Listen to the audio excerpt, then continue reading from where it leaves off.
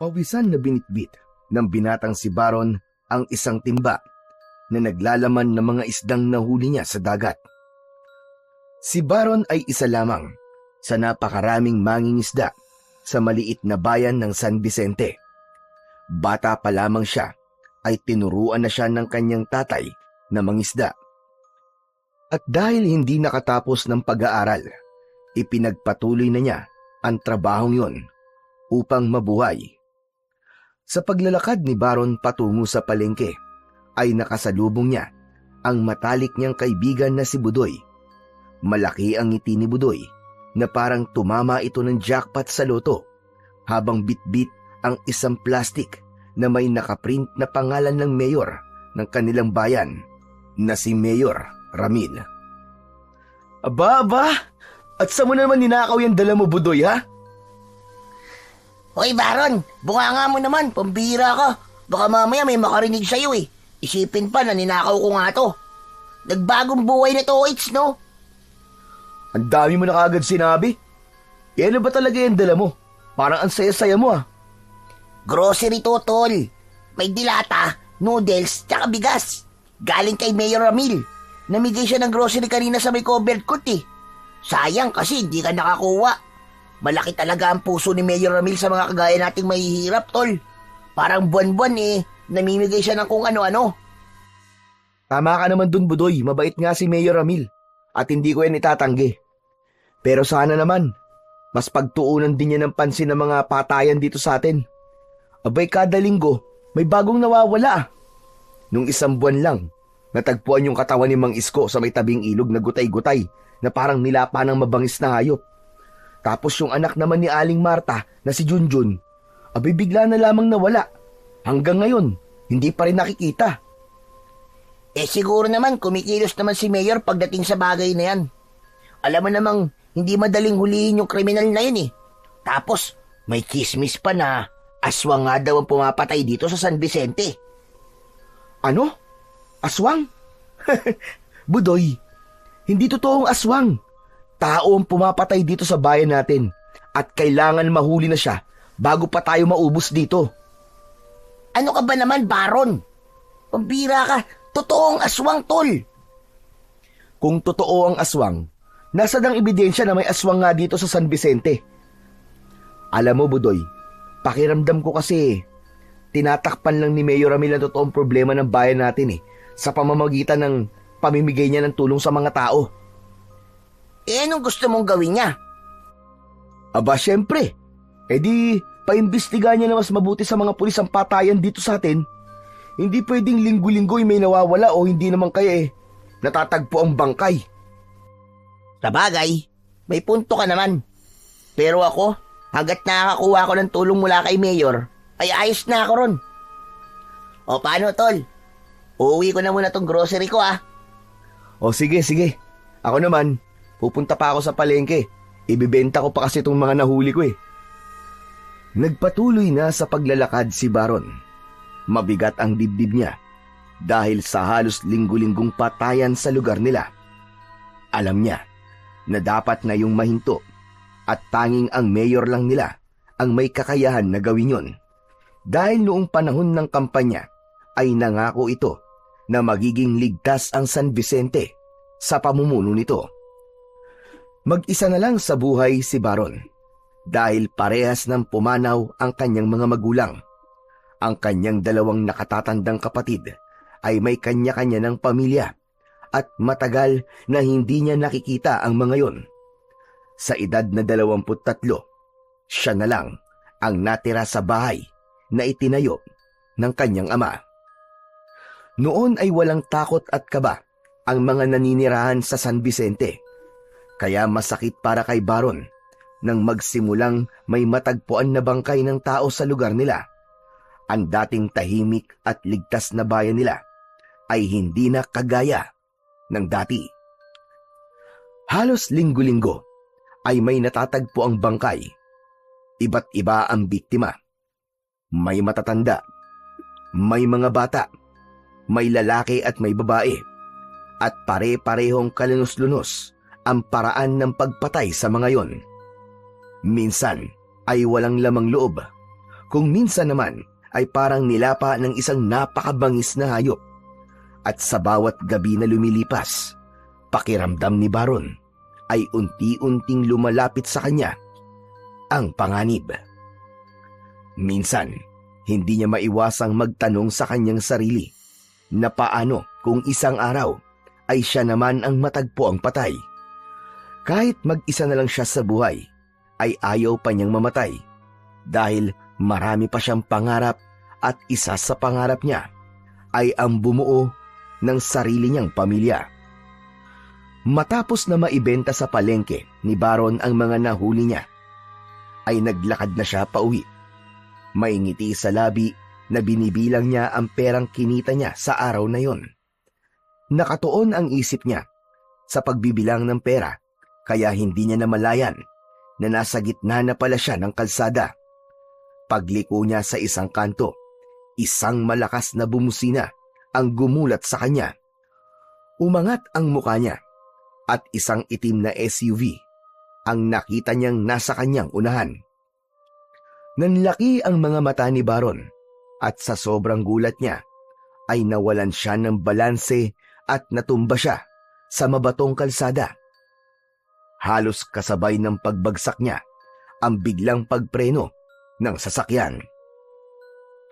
Mula sa sasakyan ay bumaba ang isang matangkad na lalaki at nagulat si Baron nang malaman niya na si Mayor Ramillon. Matikas ang tindig ng Mayor. Makinis ang kutis nito at mas bata itong tignan sa edad nito. Nakasuot ito ng mamahaling polo at pantalon. Ang suot-suot nitong relo ay mukhang mas mahal pa sa kabuuang kinikita ni Baron sa isang taon. Lumapit si Mayor Ramil kay Baron. Inilahad nito ang isa nitong kamay. Nahiya pang abutin yun ni Baron dahil madumi ang kanyang palad. Ngunit hindi inalis ng Mayor ang pagkakalahad ng kamay nito. Kaya naman, napilitan si Baron na abutin na yon. Tinulungan siya nitong makatayo. Ayos ka lang ba? Nasaktan ka ba, boy? Baka kailangan kitang dalhin sa ospital. Hindi na po, Mayor. Nagulat lang po ako kaya po ako natumba. Sigurado ka ba? Opo. Huwag po kayong mag-alala. Ayos lang po ako talaga, Mayor. Pasensya ka na. Hindi kita kagad napansin eh. Nako, Mayor, ang totoo po niyan, ako po may kasalanan eh. Nasa gitna po kasi ako ng daan tapos hindi pa po ako nakatingin sa nilalakaran ko. Tumango si Mayor Ramil habang bakas pa rin sa mukha nito ang pag-aalala. Oo nga pala iyo. Nabigyan ka ba kanina ng grocery sa covered court? Hindi po, Mayor. Nasa dagat po kasi ako kanina eh, nangingisda po ako. Ngumiti ang alkalde at bumalik sa sasakyan nito. May kinuha itong 2 plastic na punong-puno ng grocery. Iniabot nito ang mga yon kay Baron. Buti na lang at may natira pa. O sige, sa'yo na mga ito. Nag-aalangan man ay tinanggap pa rin ni Baron ang inaabot ni Mayor Ramil. Nako, maraming salamat po, Mayor Ramil. Malaking tulong po ito para sa akin. Wala yun. O paano, mag-iingat ka palagi ha. Kailangan ko nang umalis. Kung sakali na may sumakit sa'yo, huwag kang mahihiyang magpunta sa bahay ko. Ngumiti si Mayor Ramil bago bumalik sa sasakyan nito. Hindi nagtagal ay umandar na yon palayo kay Baron. Pinanood lang ni Baron ang papalayong sasakyan. Aminado siya na malaki ang puso ni Mayor Ramil sa mahihirap. Pero sa kabila ng lahat, hindi maintindihan ni Baron kung bakit parang mabigat ang loob niya sa kanilang mayor. Lalo na kapag nakikita niya ito. Pakiramdam niya ay merong kung anong itinatago si Mayor na hindi naman niya matukoy kung ano. Isang umaga, bumaba si Baron sa bangka niya at itinali yun sa isang puno ng nyog na malapit sa pangpang. Kinuha niya ang isang timba kung saan nakalagay ang mga nahuli niyang isda. Maglalakad na sana siya pauwi nang mapansin niya ang hindi pangkaraniwang dami ng mga tao na nagkukumpulan sa hindi kalayuan. Napakunot ang noo niya at lumapit. Sa dami ng taong nagkakagulo, ay hindi makasingit si Baron para makita kung anong pinagkakaguluhan ng mga tao. Hanggang sa nakita niya ang kaibigan niyang si Budoy, kaya nilapitan niya ito upang mag-usisa. Budoy! Budoy! Ano nangyari? Bakit ang daming tao rito? May bangkay na namang natagpuan. Asawa ni Aling Sonia. Ano? Si Mang Lando? Sino pa ba? Si Mang Lando lang naman ang asawa ni Aling Sonia, di ba? Pambihira tong taong to. Patay na nga yung tao, gagawa ka pa ng chismis, ha? Sira ulo! Gusto ko makita yung bangkay ni Mang Lando. Kaya lang, ang daming tao eh. Ang hirap makisiksik. Wag na. Sigurado akong hindi mo kakayanin, pare. Ang lala ng lagay niya. Saglit lang naman eh. Sisilipin ko lang, sige na. Napabuntong hininga si Budoy, pero hindi na nito napigilan si Baron. Iniwan niya si Budoy at muling sinubukang sumiksik sa mga tao. Pinilit niyang makalapit sa gitna. Makalipas ang ilang sandali, ay nakarating na si Baron sa gitna at doon niya nakita ang katawan ni Mang Lando na nakahandusay sa buhangin. Nakalabas ang bituka nito na tila marahas na hinila mula sa loob ng tiyan nito. Butas ang dibdib at wala na ang puso. Ang sariwa nitong dugo ay humalo na rin sa buhangin. Sumikip ang dibdib ni Baron sa nakita. Umikot ang kanyang paningin at biglang sumama ang kanyang pakiramdam. Mabilis siyang tumalikod at tumakbo palayo mula sa kumpulan ng mga tao. Pagdating niya sa isang bahagi ng dalampasigan, ay yumuko siya at sumuka. Lumapit si Budoy at tinapik-tapik sa likod ang kaibigang si Baron na patuloy sa pagsusuka. Yan! Sabi ko kasi sa iyo, di mo kakayanin eh. Ang kulit mo rin kasi. Habol pa rin ni Baron ang hininga habang sinusubukang burahin sa isip ang kakilakilabot na itsura ng bangkay. Ngunit kahit na anong gawin niya, malinaw pa rin sa kanyang isipan ang dugoang katawan ni Mang Lando.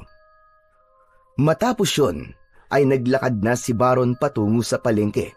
Nakatulala siya at paulit-ulit na pumapasok sa isip niya ang itsura ng bangkay ni Mang Lando. Sa dami na natatagpo ang bangkay sa San Vicente, ay yun ang unang beses na nakakita siya ng biktima ng patayan sa lugar nila. Sa tabi ni Baron ay naroon si Budoy na panay ang buntong hininga. Yan ang napapala ng hindi marunong makinig. Alam ko kasing mahina ang sikmura mo sa ganun, kaya nga sabi ko, huwag mo nang tignan eh. Kaya nga nagsisisi na ako na hindi ako nakinig sa'yo. Sigurado ko na ilang gabi ko mapapanaginipan yung bangkay ni Mang Lando. Napailing si Budoy. Kasalanan mo rin kasi. Pinigilan na kita, pero tigas-tigas ng ulo mo. Ako nga, sanay na makakita ng patay pero parang yun na ang pinakabrutal na nakita ko eh. Dapat lang talaga kumilos na si Mayor Ramil para mahuli na ang salarin. Hindi na normal ang nangyayari dito sa San Vicente, Budoy. Tama ka, sana nga. Ang tanong, may magagawa ba si Mayor? Kahit nga mga pulis, ni anino nang pumapatay, ay hindi nila makita-kita. Nagpatuloy ang dalawa sa paglalakad at pareho silang hindi mapakali sa bigat ng sitwasyon sa kanilang bayan. Isang gabi, tahimik na naghahanda si Baron ng kanyang mga gamit sa pangingisda. Bilog ang buwan, kaya alam niyang mas marami siyang mahuhuling isda. Sinuri niya ang kanyang mga lambat at siniguradong maayos yun at walang buhol.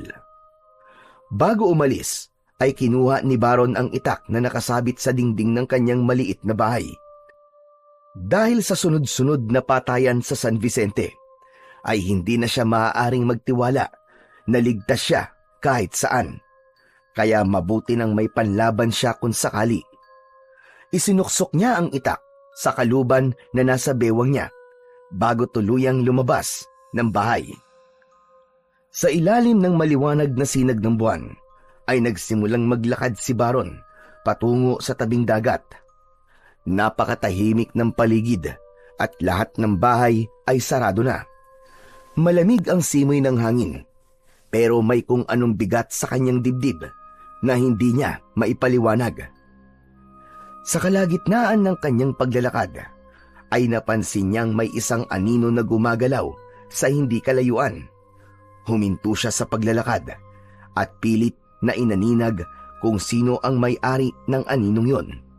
Hanggang sa nakita niya ang isang lalaking naglalakad ng mag-isa patungo sa gubat. Napakunot siya ng noo nang mapagtantong si Mayor Ramil ang lalaking yon. Hala! Si Mayor Ramil yun ah! Ano kayang gagawin niya sa gubat ng ganitong oras? Hindi alam ni Baron kung bakit, pero may kung anong nagtulak sa kanya na sundan si Mayor Ramil. Maingat ang mga hakbang niya. Manaka-naka siyang humihinto at nagtatago sa likod ng puno sa tuwing hihinto si Mayor Ramil. Habang tumatagal ang pagsunod ni Baron kay Mayor Ramil, ay mas lalong lumalakas ang kabog ng dibdib niya. Nang sandaling yon, ay nagkaroon siya ng kutob na may gagawin doon si Mayor na isang bagay na ayaw nitong makita ng iba. Napahawak si Baron sa puluhan ng kanyang itak para kung sakaling kailanganin niyang gamitin yon ay handa siya. Makalipas ang ilang minuto ay tuluyan ng huminto si Mayor Ramil sa paglalakad. Tumayo ito sa isang bahagi ng gubat na halos walang puno. Nagtago si Baron sa likod ng isang malaking puno at pinagmasdan si Mayor Ramil habang pilit niyang inuunawa kung ano ang gagawin nito roon. Nagulat si Baron nang isa-isang hinubad ni Mayor Ramil ang suot nitong damit. Inuna nito ang itim na polo. Sunod naman ang sapatos at pantalon hanggang sa wala ng saplot na natira sa katawan nito. Marahang itinaas ni Mayor Ramil ang kamay nito. Dumi pa ito habang nasisinagan ito ng liwanag ng buwan. Nanlamig ng gusto si Baron nang makita niya na unti-unting nagbago ang anyo ni Mayor Ramil. Bahagyang lumaki ang katawan nito at tinubuan ng makapal at matigas na itim na balahibo. Humaba ang mga kuko nito. Ang mga ngipin nito ay naging matutulis. Lumapad ang bibig nito at sa isang iglap ay naging aswang si Mayor Ramil. Napatakip ng bibig si Baron habang pigil ang sarili sa pagsigaw. Biglang napalingon si Mayor Ramil. Dumiretso ang mga mata nito sa pinagtataguan ni Baron na parabang naramdaman nito ang kanyang presensya. Muntik nang matumba si Baron sa kanyang kinatatayuan. Mabilis siyang tumalikod at tumakbo. Hindi na niya inisip kung maingay ang kanyang mga yapak sa lupa. Ang mahalaga ay makalayo siya sa lugar na yon. Hindi siya lumingon at hindi siya huminto. Ang tanging nasa utak niya ay kung paano makakarating ng ligtas sa kanyang bahay. Nang marating niya ang kanyang bahay, ay agad niyang isinarado ang pinto matapos niyang makapasok doon. Hingal na hingal siyang napaupo sa isang sulok habang hawak pa rin ang kanyang itak. Pakiramdam niya ay nasundan siya ni Mayor Ramil. Pakiramdam niya ay nasa labas lamang ng kanyang bahay ang aswang. Magdamag nagising si Baron. Nanatili siya sa isang sulok at hindi niya binibitiwan ang hawak niyang itak. Kahit na anong pilit niyang ipikit ang kanyang mga mata, ay hindi niya magawang burahin sa isipan niya ang nakita niya sa gubat. Doon niya napagtanto na totoo nga ang sinabi ni Budoy, na totoo ang mga aswang at ang nakakatakot pa ay ang mismong mayor nila, ang aswang. Hindi na namalayan pa ni Baron ang paglipas ng mga oras. Nakita na lang niya na unti-unti nang kumakalat ang liwanag sa labas. Hanggang sa napapitlag siya nang makarinig siya ng magkakasunod na katok sa kanyang pinto. Tumayo siya at binuksan ang pinto.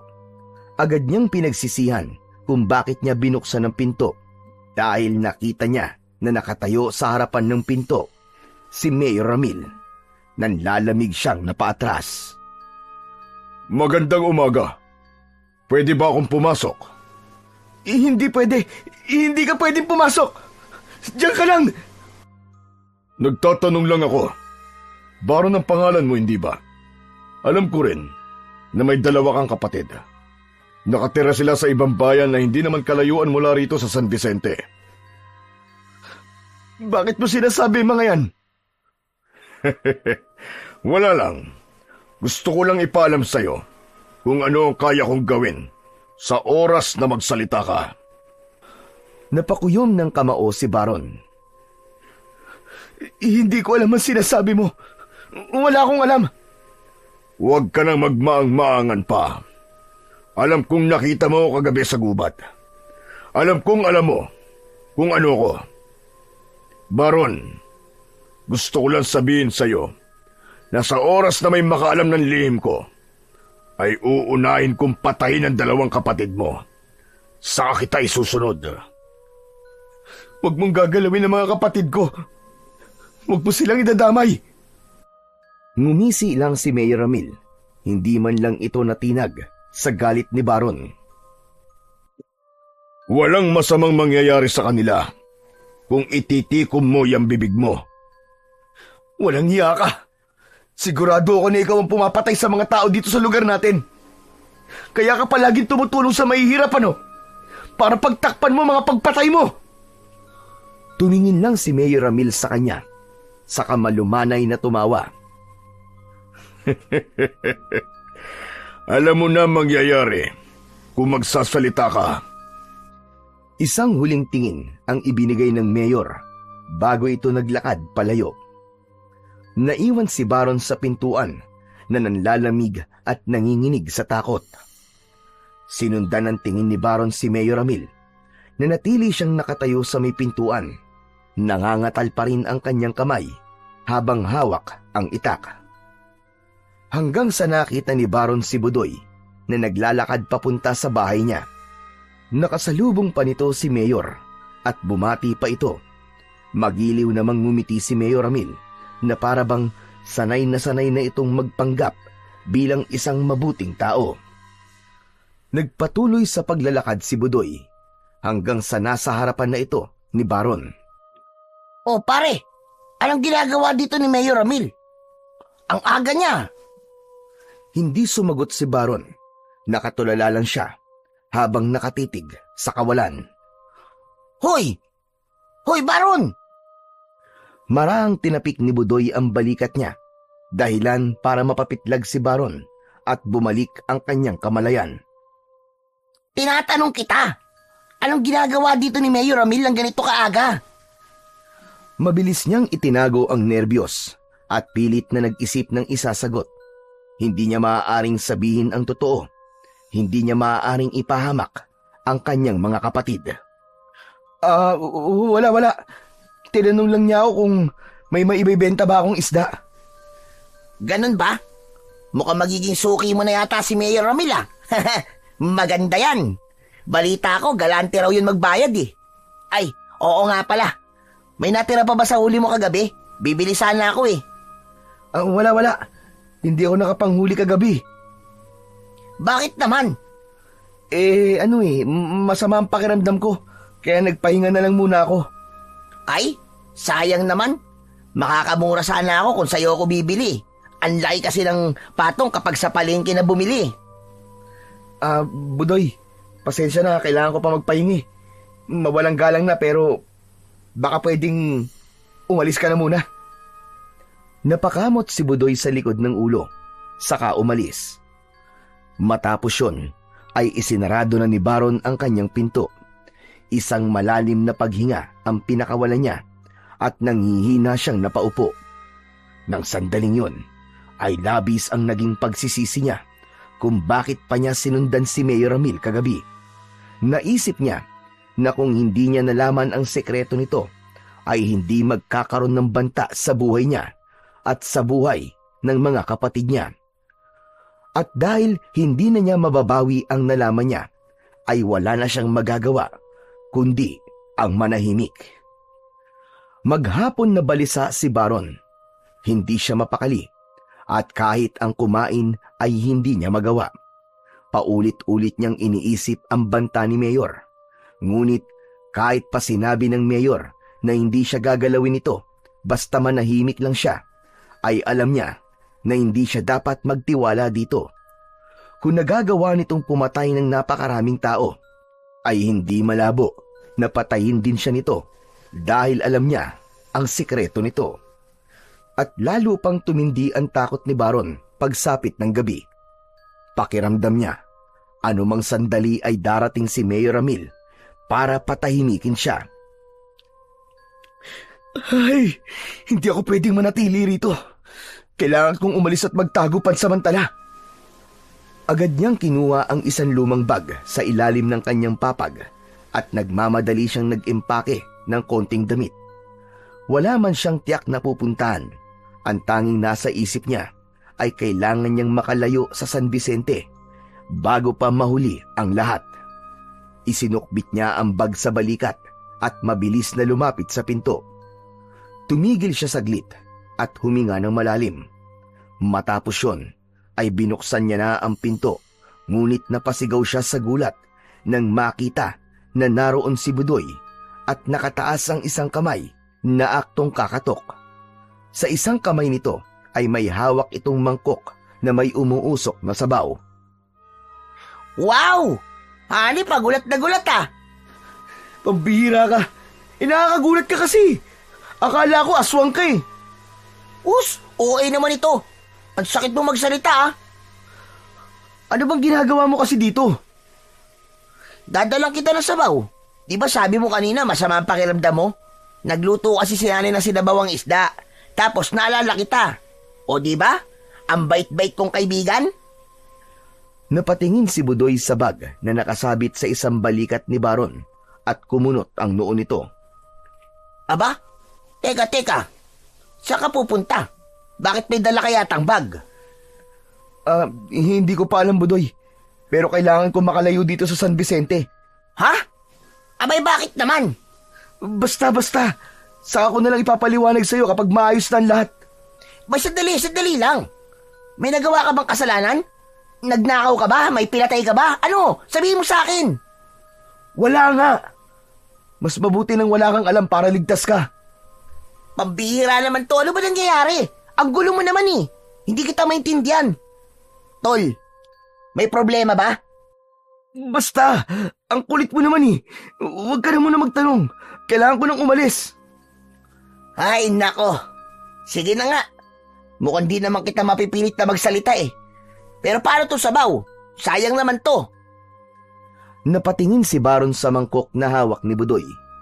Ayaw niyang sumama ang loob nito kapag hindi niya tinanggap ang sabaw.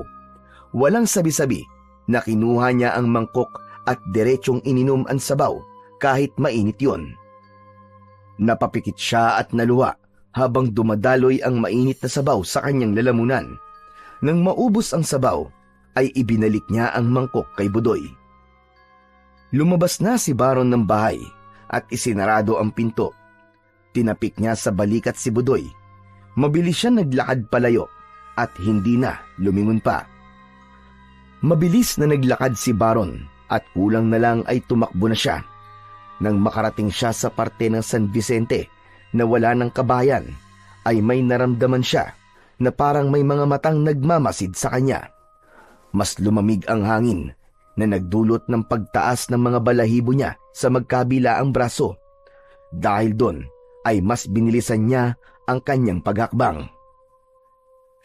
Pambihira naman oh! Bakit kasi gabi pa ako umalis eh? Alam ni Baron na sa sandaling yon ay malayo pa ang lalakarin niya para makarating sa highway.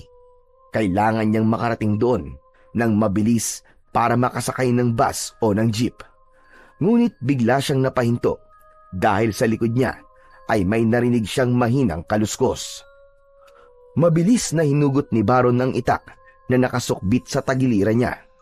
Huminga siya ng malalim at mabilis na bumaling sa likod niya. Nanlaki ang mga mata niya nang makita si Mayor Ramil na nasa anyong aswang.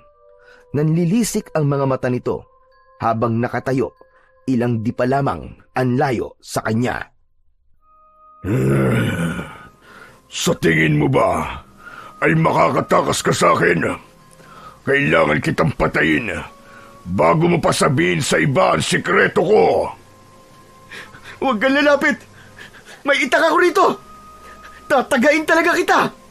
Hindi ako natatakot sa'yo! Hindi natatakot? Nagpapatawa ka ba? Halos maihi ka na nga sa kinatatayuan mo ngayon. Nang magsimulang humakbang si Mayor Ramil palapit kay Baron, ay doon niya na naisipang tumakbo. Inalis niya ang bag na nakasabit sa balikat dahil magiging pabigat yun sa kanyang pagtakas. Mas pinili niyang tumakbo sa talahiban na nasa gilid ng daan dahil naisip niya na maaari siyang makapagtago roon. Makalipas ang ilang minutong pagtakbo, ay mabilis na lumingon si Baron sa likuran at nakita niya na nakasunod pa rin sa kanya ang aswang. "Tulungan niyo ako! Tulungan niyo ako! May aswang! Saklolo!" Kahit alam ni Baron na walang makakarinig sa kanya, ay sumigaw siya ng sumigaw. Patuloy sa pagtakbo si Baron sa gitna ng talahiban. Naramdaman niya ang paghiwa ng matalas sa talahib sa iba't ibang parte ng kanyang katawan. Pero dahil alam niya na mas higit pa roon ang sugat na makukuha niya sa oras na maabutan siya ni Mayor Ramil, ay hindi niya yon ininda. Ngunit makalipas lamang ang ilang minutong pagtakbo, ay biglang napahinto si Baron nang bumulaga sa harapan niya ang isang napakataas na bangin. Muntik pa siyang mahulog doon, pero mabuti na lamang at nagawa niyang ibalanse ang sariling katawan. Sa ibaba ng bangin ay may batuhan at dagat na may malakas na alon. Alam niya na kung hindi agad siya nakahinto sa pagtakbo at nahulog siya ron, ay sigurado na ang kanyang kamatayan. Mabilis na lumingon si Baron para tumakbo sa ibang direksyon, pero hindi niya na nagawang makagalaw dahil nakita niya ang aswang na nakatayo malapit sa kanya. Wala ka na mapupuntahan, kundi ang kamatayan. At dalawa lang ang pagpipilian mo. Ang mamatay sa mga kamay ko, o ang mamatay mula sa pagtalon sa bangin na nasa likuran mo. Hayop ka! Mas pipiliin ko pa mamatay sa bangin na to kaysa ang mamatay sa kamay mo, gaya ng mga taong pinatay mo! Hindi na nag-isip pa si Baron. Agad siyang tumalon sa napakataas na bangin na yon at naramdaman niya ang pagsalubong ng malamig na hangin habang mabilis siyang bumubulusok pa ibaba. Malakas na tumama ang katawan niya sa tubig, kasunod ng malakas na pagtama ng likod ng ulo niya sa isang bato. Sa isang iglap ay nawalan ng ulirat si Baron at mabilis ang naging pagyakap ng kadiliman sa kanya. Maraang ibinukas ni Baron ang kanyang mga mata nang bumalik ang kanyang ulirat. Masakit ang buong katawan niya na para bang binugbog siya ng paulit-ulit. Ang unang bumungad sa kanya ay ang bubong na yari sa pawid. Naramdaman niya ang mataas na papag kung saan siya nakahiga. May kakaibang amoy ang paligid. Amoy ng usok ng sinusunog na tuyong dahon na hinaluan ng halimuyak ng insenso. Meron din siyang nakikitang usok sa paligid niya. Paglingon niya sa kaliwa, ay doon niya nakita ang isang matandang lalaki sa tabi ng papag. Nakapikit ito habang may hawak na mangkok na umuusok. Umuusal din ito ng mga salitang hindi naiintindihan ni Baron. "Manong, kayo po ba si San Pedro? Nasa langit na po ba ako?" Biglang dumilat ang matanda at tumigil sa pag-usal ng dasal. Magpasalamat ka dahil hindi ako si San Pedro. Ibig sabihin ay buhay ka pa. Inilapag ng matandang lalaki ang mangkok at tumingin kay Baron. Ano ba nangyari sa iyo, iyo? Kagabi ay natagpuan kitang palutang-lutang sa dagat. Ang buong akala ko nga ay patay ka na. Manong, may aswang po na humahabol sa akin eh. Wala na po akong ibang nagawa kundi ang tumalon sa bangin. Maraming salamat po sa pagliligtas niyo sa akin. Akala ko po talaga katapusan ko na kagabi. Manong, sino ho pala kayo? Tawagin mo na lamang akong Densyo. Ikaw, anong pangalan mo? Baron, ako po si Baron. Tama ba narinig ko? Isang aswang ang umabol sa'yo?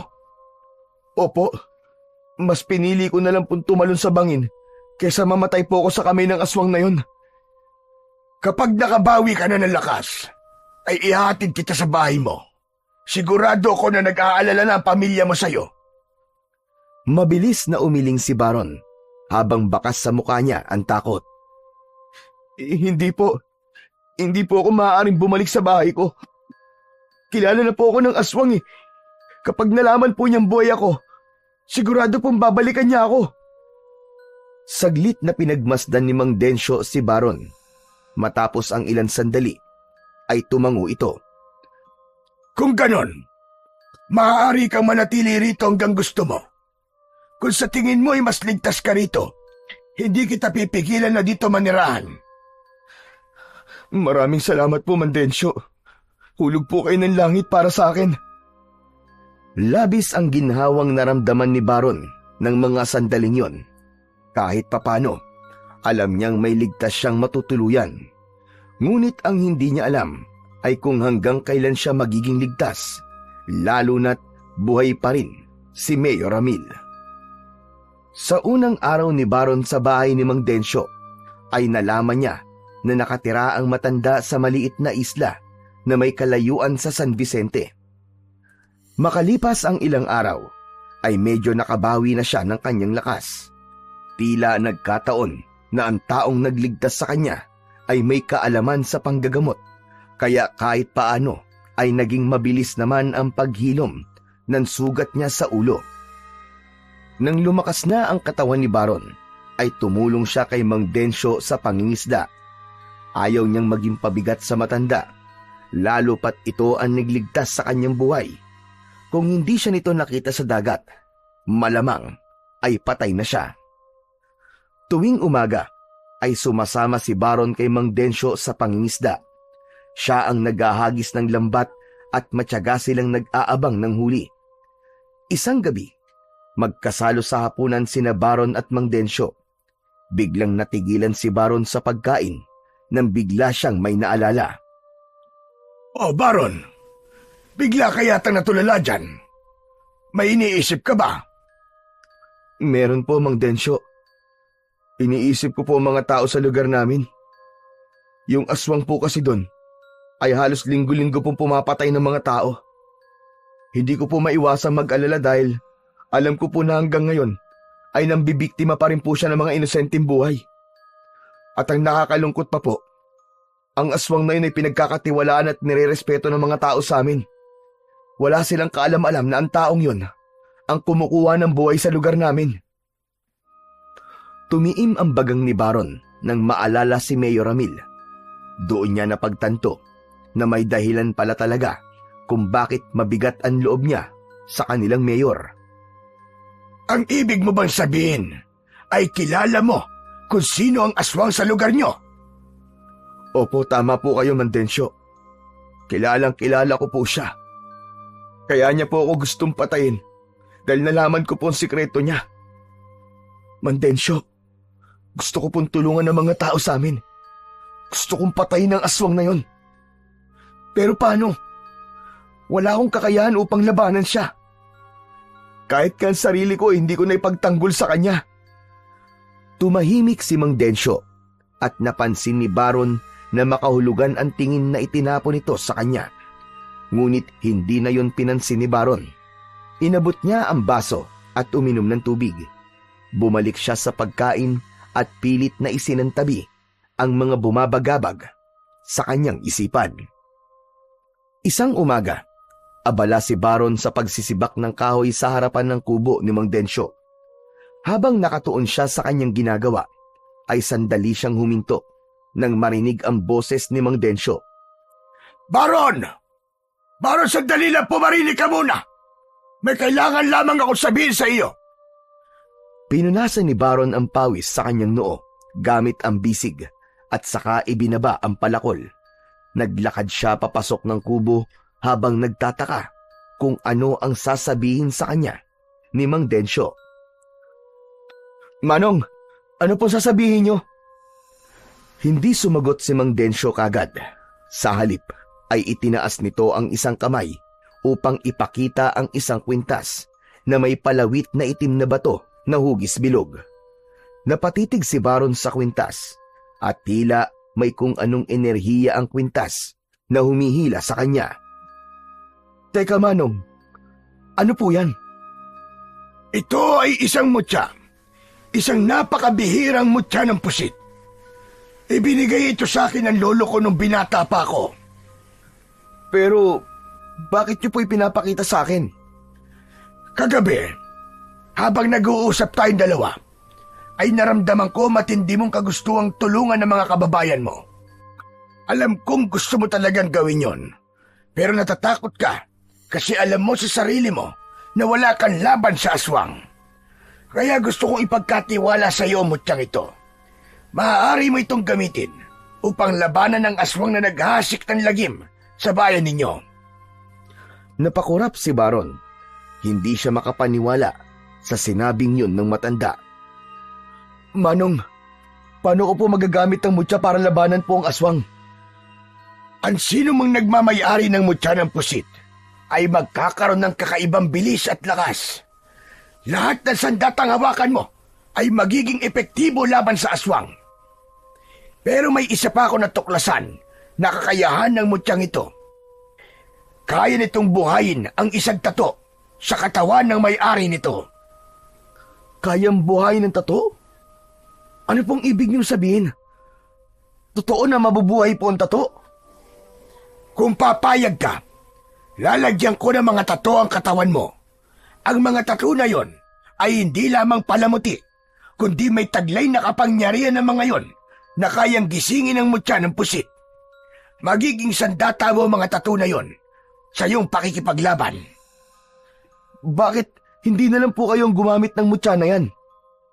Kung bata-bata pa siguro ako, maaari pa. Pero wala na. Matanda na ako ngayon, Baron. Baka hindi na kayanin ng katawan ko kapangyarihan ng mutya at baka ikapahama ko pa yon. Muling napatitig si Baron sa mutya at malalim siyang nag-isip. Kahit hindi pa niya nahahawakan ng mutya, ay ramdam na niya ang kakaibang lakas at kapangyarihan nito. Nang sandaling yon, ay bumalik sa alaala ni Baron ang mga inosenteng buhay na kinitil ni Mayor Ramil. Naalala niya ang pag-iyak at pagluluksa ng mga naulilang pamilya at ang takot na gabi-gabing bumabalot sa San Vicente.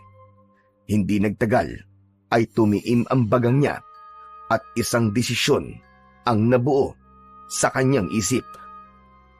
Manong, kung yan lang po ang tanging paraan para magkaroon ako ng laban sa aswang, ay pumapayag na po ako. Mang Densyo, sige po, gagawin ko.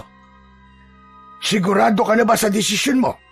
Hindi ito sa pilitan at ang gusto ko ay bukal sa kalooban mo ang pagpayag mo. Opo, Mang Densyo, sigurado po ako. Ngumiti si Mang Densyo at sa mga mata nito ay nakita ni Baron ang labis na kasiyahan nito sa kanyang desisyon. Nang sumunod na araw, ay agad na sinimulan ni na Baron at Mang Densyo ang paglalagay ng tato sa katawan ni Baron. Nakahiga si Baron sa isang banig sa sahig at wala siyang suot na pang-itaas upang matatoan siya ni Mang Densyo sa dibdib. Sa tabi nila ay isang maliit na mangkok na may itim na tinta. Hawak naman ni Mang Densyo ang isang manipis na tinik mula sa puno ng kalamansi na nakakabit sa maliit na piraso ng kahoy. Ang gagawin sa kanya ni Mang Densyo ay isang tradisyonal na pamamaraan ng pagtatato na kung tawagin ay pagbabatok. Nang simulan na ni Mandensyo ang pagtatato sa dibdib ni Baron, ay hindi napigilan ni Baron ang mapangiwi sa sakit. Aray! Ang sakit pala niyan, Mandensyo! Masakit talaga sa simula, pero masasanay ka rin. Nagpatuloy si Mang Densyo at tiniis na lang ni Baron ang sakit. Hindi nga nagkamali si Mang Densyo sa sinabi nito dahil nang maglaon ay nasanay na ang binata sa sakit. Mang Densyo, paano po pala kayo natuto na magtato sa ganyang paraan? Noon kasi, nakilala ko ang isang mambabatok mula sa bundok. Siya ang nagturo sa akin ng ganitong paraan ng pagtatato. Wala akong kaalam-alam noon na magagamit ko pala ang kakayahan kong ito para mas mapalakas ang kapangyarihan ng mutya ng pusit. Nagpatuloy ang pagtatato kay Baron sa mga sumunod pang araw. Kailangan din kasi nilang magpahinga at tumigil dahil napapagod din si Mang Densyo. 2 araw ang lumipas bago natapos ang detalyadong tato na agila sa dibdib ni Baron. Sunod na iginuhit ni Mang Densyo ang ahas sa kaliwang braso ni Baron. Mas komplikado yun dahil sa ginawang detalyado ni Mang Densyo ang balat ng ahas. Habang pinapanood ni Baron si Mang Densyo sa ginagawa nito, ay napansin niya na tila lumalalim ang tinta sa kanyang balat na parang hinihigop yun ng kanyang katawan. Manong, parang nabubuhay na po ang tato ah. Dahil buhay talaga ang mga yan, mas lalo pa yung mabubuhay sa oras na ibigay ko na sa'yo ang mutya ng pusit. Makalipas ang ilang araw, ay natapos na rin ang tato na ahas sa kaliwang braso ni Baron. Sunod namang ginawa ni Mang Densyo ang tato na leon sa kanang braso ni Baron. Habang patuloy si Mang Densyo sa pagtatato, ay naramdaman na ni Baron ang bigat ng mga simbolo sa kanyang balat. Matapos ang ilang araw, ay natapos na rin ang inakala ni Baron na huling tato na ilalagay ni Mang Densyo sa kanyang katawan. Isang gabi, mag-isa at tahimik na nakatayo si Baron sa harap ng dagat. Iniisip niya kung ano na ang nangyayari sa San Vicente. Kinakabahan siya na baka patuloy pa rin ang pagpatay doon ni Mayor Ramil. Naputol ang pag-iisip niya nang bigla siyang tawagin ni Mang Densyo sa kubo. Son, halika na muna din sa loob! Lumingon si Baron at nakita niya si Mang Densyo sa pintuan ng kubo. Hawak nito ang maliit na mangkok kung saan nito inilalagay ang tinta na ginagamit nito sa paglalagay ng tato sa kanya. Agad siyang lumapit sa matanda at sa pagpasok niya sa loob ng kubo ay nakita niyang nakahanda na ang mga gamit ni Mang Densyo sa pagtatato. Oh, Manong! Akala ko po ba tapos na po tayo sa mga tato? Hindi pa. May isa pa akong kailangang ilagay sa katawan mo. Ito na ang huling tattoo mo, Baron. At ito, ang pinakamalakas sa lahat. Ha? Pinakamalakas, Mang Densyo? Ano naman pong tattoo yun? Hindi ko pa maaaring sabihin sa'yo. Malalaman mo lang kung ano ang tattoo na yon sa oras na maabot mo ang rurok ng kapangyarihan ng mutya ng pusit. Pero sa ako na ipapaliwanag sa'yo ang lahat. Sa ngayon, ay kailangan ko nang ilagay ang huling tattoo sa likod mo, Baron. Hindi na nagtanong pa si Baron at agad siyang pumayag sa sinabi ni Mang Densyo. Malaki na ang tiwala niya sa matanda dahil alam niya na tinutulungan siya nito upang tapusin ang kasamaan ni Mayor Ramil. Hinubad na ni Baron ang kanyang damit at dumapa sa papag upang maumpisahan na ni Mang Densyo ang paglalagay ng tato sa kanyang likod. Ipinikit niya ang kanyang mga mata at nag-umpisa na nga si Mang Densyo. Hindi natapos ni Mang Densyo ang tato sa likod ni Baron ng isang gabi lang. Marami pang gabi ang lumipas bago yung tuluyang natapos. At sa buong proseso ng pagbuo sa tato niya sa likod hanggang sa matapos yun, ay hindi nagkaroon ng pagkakataon si Baron na makita kung anong klaseng tato ang inilagay doon ng matanda. Isang araw, Matapos ang huling tato na inilagay ni Mang Densyo sa katawan ni Baron, ay sinabi na sa kanya ng matanda na ipagkakaloob na nito sa kanya ang mutya ng pusit. Isang gabi, sa labas ng kubo, ay nakaupo sina Baron at Mang Densyo sa lupa, habang may 3 itim na kandila sa gitna nila. Tahimik lang si Baron nang hawakan ni Mang Densyo ang kamay niya. Pumikit ang matanda at marahang huminga ng malalim. Kasunod nun ay umusal ang matanda ng dasal na hindi naiintindihan ni Baron. Base sa mga salitang narinig ni Baron, ay Latin ang binibigkas ni Mang Densyo. May bigat at diin ang bawat salitang lumalabas sa bibig nito. Habang patuloy ang pag-usal ng dasal ni Mang Densyo, ay bahagyang lumaki ang apoy sa mga kandila. Isang malamig na hangin ang naramdaman ni Baron na yumakap sa kanya at may kilabot na gumapang sa kanyang balat. Pagkatapos ng huling salita ng dasal ni Mang Densyo, ay nagmulat na ito ng mata. Tumayo ito at mula sa bulsa ng pantalon ng matanda ay inilabas nito ang mutya ng pusit. Lumapit ito kay Baron at isinabit ang mutya sa kanyang leeg. Nang maisuot kay Baron ang mutya, ay bumalot sa kanya ang isang kakaibang pakiramdam. Parang may dumadaloy na kuryente sa kanyang katawan, mula ulo hanggang talampakan. Kasabay nun ay naramdaman niya na tila gumagalaw ang mga tattoo niya, na para bang nais kumawala ng mga yon sa balat niya. Huminga ng malalim si Baron at pilit na kinalma ang sarili sa kabila ng kakaibang pakiramdam na bumalot sa kanya. Muling umupo si Mang Densyo sa harapan ni Baron at seryoso siya nitong tinignan. Binabati kita, Baron. Tinanggap ka na ng mutya ng pusit. At dahil dyan, kaya mo nang kontrolin ang iyong mga tato. Susunod ang mga yan sa utos mo at magiging bahagi sila ng iyong lakas. Ngunit tandaan mo na hindi sila literal na mabubuhay, kundi sila ay mabubuhay sa anyo ng isang espiritu at enerhiya. Naiintindihan ko po, Manong. Nararamdaman ko na po ngayon ang lakas nila sa loob ng katawan ko. Parang gusto po nilang lumabas.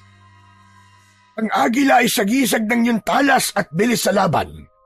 Kayang makita ng isang agila ang kanyang kalaban kahit gaano pa ito kalayo.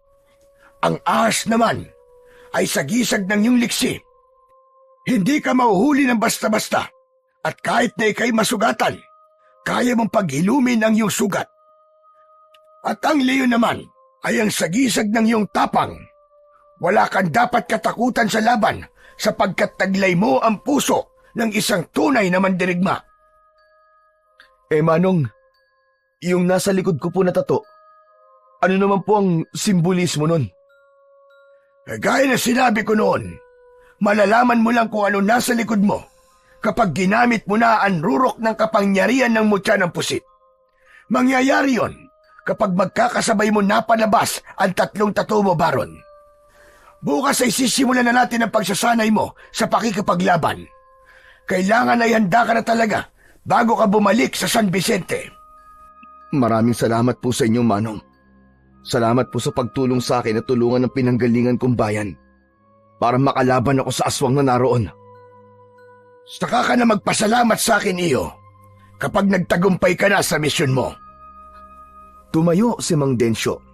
Tinapik nito sa balikat si Baron bago ito tumalikod para pumasok sa loob ng kubo.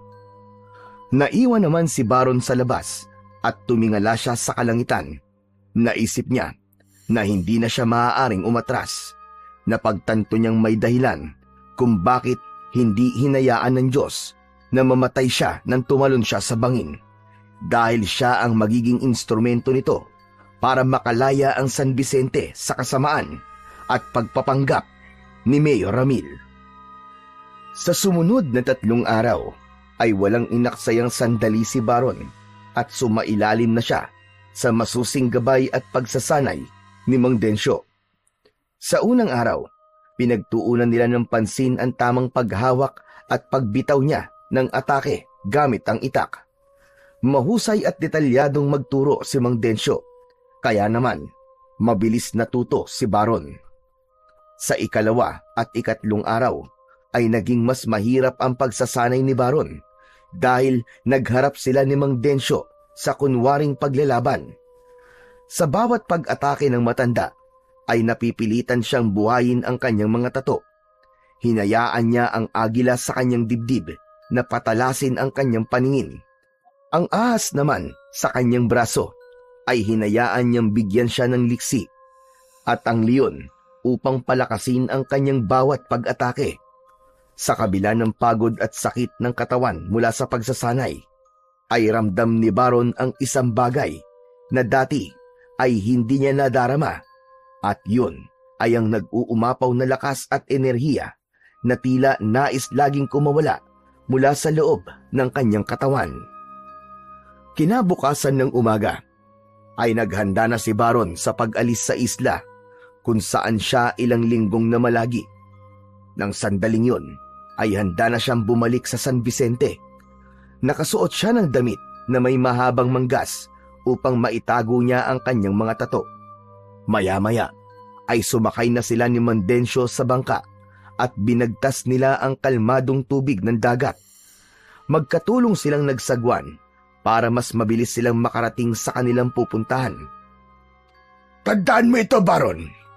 Ang lakas mo ay hindi lang nanggagaling sa mutya o sa mga tattoo mo. Nasa iyo mismo ang tunay na kapangyarihan. Huwag kang aasa lang sa kung anong meron ka.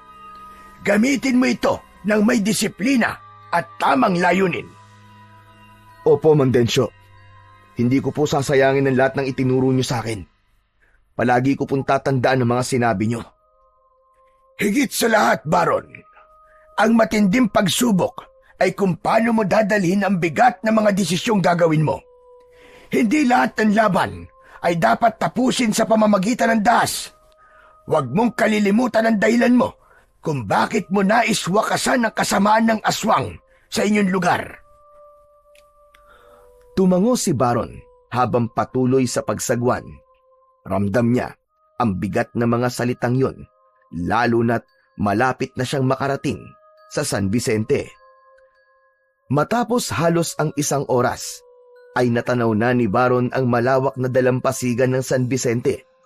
Mas naging mabilis ang kanilang pagsasagwan. Nang sumadsad ang bangka sa buhangin, ay hindi muna bumaba si Baron. Lumingon siya kay Mang Densyo na nasa kanyang likuran. Manong, maraming salamat po talaga sa inyo. Walang anuman, Baron. Hangad ko ang tagumpay mo at sana ay maging matalino ka sa bawat hakbang na gagawin mo. Maingat na bumaba si Baron mula sa bangka habang dama niya ang bigat ng hamong haharapin. Habang papalayo si Mang Densyo ay tinatanaw niya ito. Tinandaan niya ang bawat aral at gabay na iniwan nito sa kanya. Nang tuluyang maglaho ang bangka sa malayo, ay humugot siya ng isang malalim na paghinga at nagsimula na siyang maglakad patungo sa kanyang bahay.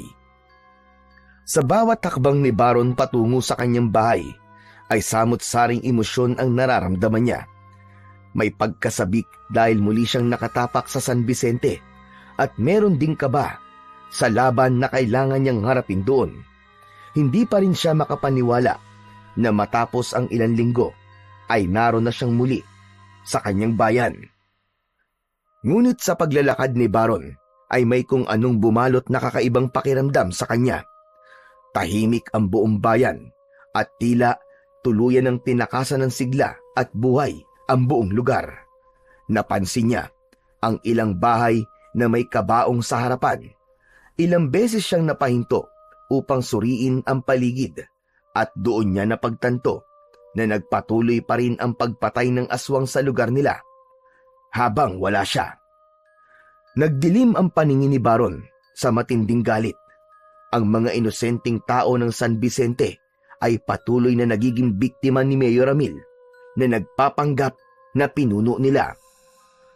Sa patuloy na paglalakad ni Baron patungo sa kanyang bahay, ay nagulat siya nang makasalubong niya ang kaibigan niyang si Budoy. Maging ito ay nagulat nang makita siya, kaya agad siyang nilapitan ng kanyang kaibigan. Nanlalaki ang mga mata ni Budoy na tila hindi ito makapaniwala na nakita siya nitong buhay. Hinawakan pa siya nito sa balikat at sa braso niya. Baron? Tol? Teka. Si Baron ka ba talaga? O baka aparisyon ka lang? Ano bang akala mo? Patay na ako. Anak ng... Buhay ka nga! Sa labis na kasiyahan ni Budoy ay niyakap nito si Baron. Kulang na lang ay tumalon-talon ito sa sobrang saya. Matapos ang ilang sandali ay bumitaw ito sa pagkakayakap sa kanya at bahagyang napailing. Anak ng tutyang, Tol! Akala ko wala ka na talaga! Ang tagal mo rin kasing hindi bumalik simula nung nagpaalam ka sa akin na aalis ka eh. Saan ka ba talaga nagpunta? Saka ano nangyari sa'yo? Budoy, mahabang kwento. Saka na ako magpapaliwanag kapag natapos ko ng dapat kong gawin. Ha? Ano bang ibig mo sabihin? Saka ano bang gagawin mo? Alam mo ikaw, ang dami mong sinasabi na hindi ko maintindihan. Basta, huwag ka na munang magtanong. Isa pa, walang dapat makaalam na bumalik na ako dito sa San Vicente ha. Mangako ka sa akin, Budoy. Bakit naman? Basta sundin mo na lang ang sinabi ko sa'yo. Mangako ka. Oo, sige na, pangako. Wala akong pagsasabihan na kahit na sino. Okay, salamat. O sige na, kailangan ko nang umuwi. Kailangan ko muna magpahinga dahil grabe ang pagod ko. Tahimik na nagpatuloy sa kanyang paglalakad si Baron, pabalik sa kanyang bahay. Habang si Budoy naman ay naiwan sa kinatatayuan na nagtataka pa rin at napapakamot na lang sa likod ng ulo. Nang makarating si Baron sa kanyang bahay, ay napansin niyang wala namang nagbago roon. Kung ano ang ayos doon nang umalis siya, ay ganun pa rin sa kanyang pagbabalik. Ang pagbabagong napansin lang niya ay ang makapal na alikabok sa loob ng bahay dahil ilang linggong walang naglinis doon. Matapos na maisarado ang pinto, ay agad na lumapit si Baron sa kanyang papag at humiga.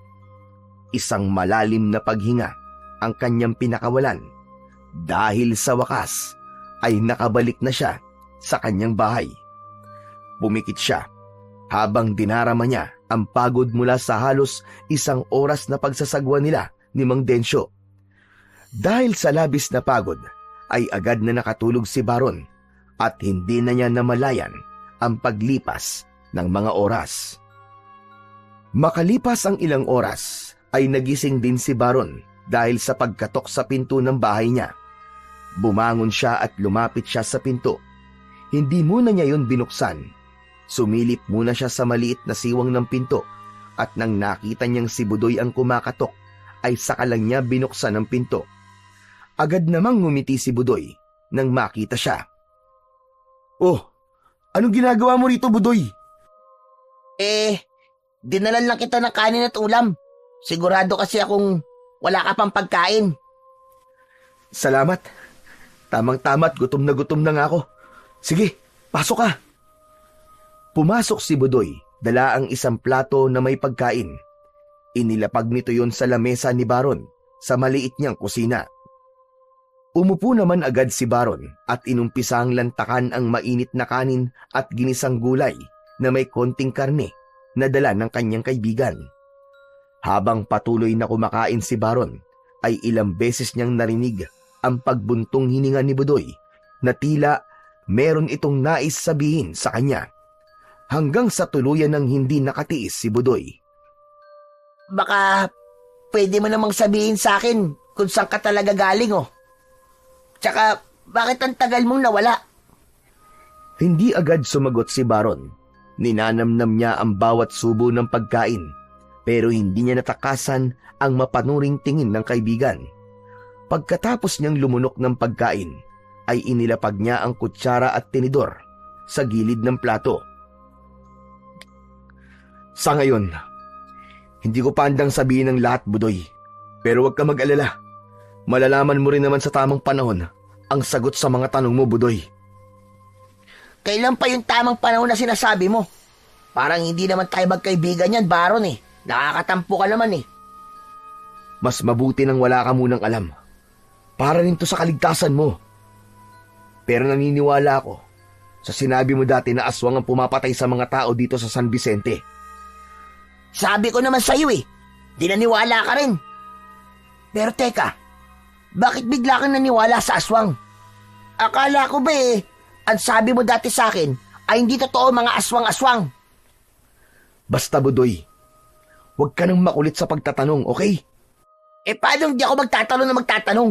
Magsasabi ka ng bagay na bitin. Malamang magtatanong ako. Ang labo mo. Parang hindi mo ako kaibigan yan eh. Ang dami mong tinatago sa akin eh. Hindi na ito sinagot ni Baron. Nang matapos na siyang kumain, ay inilapit niya ang walang laman na pinggan kay Budoy. Salamat sa dala mong pagkain ha. Sige na, makakaalis ka na. Mag-iingat ka sa pag-uwi mo. May pagtatampo na tinignan ni Budoy si Baron bago ito umiling. Walang imik nitong kinuha ang plato at saka lumabas ng bahay ni Baron. Ramdam ni Baron ang pagtatampo ni Budoy sa kanya.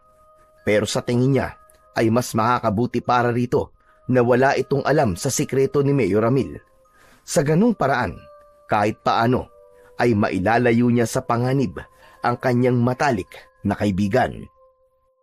Kinagabihan ay agad na sinimulan ni Baron ang paghahanap sa aswang. Nang lumabas siya sa kanyang bahay, ay napakatahimik ng paligid. Pero alam niya, sa gitna ng katahimikang yun, ay nagtatago ang panganib. Lumabas siya na may suot na sombrero na bahagyang nakababa upang matakpan ang kanyang muka. Nais niyang wala munang makaalam na nakabalik na siya sa San Vicente, maliban kay Budoy. Suot niya rin ang mutya ng pusit at may dala siyang bagong hasang itak.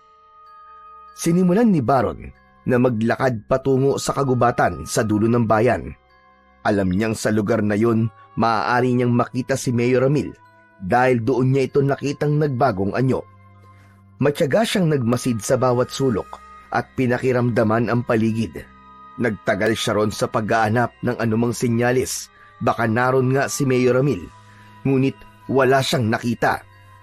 Hindi man nakita ni Baron ang aswang ng gabing yon, sigurado siya na hindi magtatagal ay darating ang oras na magkakaharap sila nito at kapag nangyari yon, sisiguraduhin niya na siya ang magwawagi sa laban nila. Kinabukasan ng umaga ay lumabas si Baron na suot ang kanyang sombrero. Nais niyang malaman kung may naging biktima ba ng aswang noong nakaraang gabi. Sa kanyang paglalakad ay napansin niyang may kung anong ingay sa hindi kalayuan. Sinundan niya ang ingay at dinala siya ng kanyang mga paa sa plaza. Maraming tao ang naroon at sa entablado na nasa unahan ay naroon si Mayor Ramil na may hawak na mikropono at nagsasalita. Huminto si Baron at matalim ang naging titig kay Mayor Ramil. Matagal niyang hinintay ang sandaling yun, ang muling makita ng harapan ang lalaking matagal niya nang nais pabagsakin. Akala mo ay isang anghel si Mayor Ramil na nagsasalita sa harapan nilang lahat. Mga kababayan, alam kong lahat kayo ay nag-aalala sa mga nagaganap na patayan dito sa ating bayan. Ngunit huwag kayong masyadong matakot dahil ginagawa namin ang lahat para mahuli na ang salarin.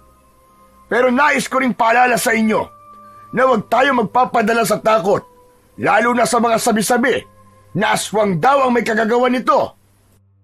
Hindi totoo mga aswang dahil ang gumagawa ng mga pagpatay na ito ay isa ring tao. Nakita ni Baron kung paano napaniwala ng mayor ang mga tao sa mga salita nito. Nakita niya sa reaksyon ng mga naroroon na naniwala ang mga ito sa lahat ng sinasabi ni Mayor Ramil. Nang biglang tumigil si Mayor Ramil sa pagsasalita at iginala nito ang tingin sa paligid, ay napansin ni Baron na saglit itong napatitig sa direksyon niya. Nagtagpo ang kanilang mga mata ng isang segundo at nakita niya ang gulat sa mukha nito. Agad namang sumiksik si Baron sa kumpul ng mga tao at pilit na ikinubli ang sarili. Alam niyang nakita siya ni Mayor Ramil. Alam niyang sa isipan nito ay nagkaroon ito ng hinala na baka buhay pa siya. Ngunit nagpatuloy lamang sa pagsasalita ang mayor. Makalipas ang ilang minuto ay natapos na ni Mayor Ramil ang dapat nitong sabihin. Unti-unti nang nag-alisan ang mga tao at sumabay si Baron sa dagsa ng mga taong umalis upang hindi siya makita ni Mayor Ramil. Kinagabihan, agad na naghanda si Baron para sa lihim na pagroronda niya sa buong San Vicente. Nangako siya sa sarili na hindi siya titigil hanggang sa makaharap at mapatay niya ang aswang sa kanilang lugar. Ngunit sa gitna ng kanyang paghahanda ay nakarinig siya ng katok mula sa labas ng pinto ng bahay niya. Baron? Baron, nandiyan ka ba? Napamura ng mahina si Baron. Kung kailan paalis na siya, ay saka naman dumating si Budoy. Huminga siya ng malalim at saka binuksan ang pinto. Budoy pare, umuwi ka na. Matutulog na ako eh. Ang aga mo namang matulog. May dala akong pagkain para sa'yo, pare. Baka kasi hindi ka pa kumakain eh. Paborito mo to, ginataang langka. Napatingin si Baron sa dala ni Budoy. Alam niyang hindi siya tatantanan ng kaibigan niya kapag hindi niya yun kinuha, kaya mabilis niyang hinablot ang mangkok mula sa kamay ni Budoy. Salamat ah. O sige, umuwi ka na. Delikado na sa labas pag ganitong oras. Alam mo namang may gumagalang aswang, di ba? Tapos labas ka pa ng labas ng ganitong oras. Napakamot sa ulo si Budoy at halatang nagtataka sa tila pagmamadali ni Baron. Ibalik mo na lang yung pinggan bukas ah. Bilang kasi ni nanay ang pinggan sa bahay eh. Mapapagalitan ako nun kapag nalaman niyang may nawawala sa mga pinggan niya.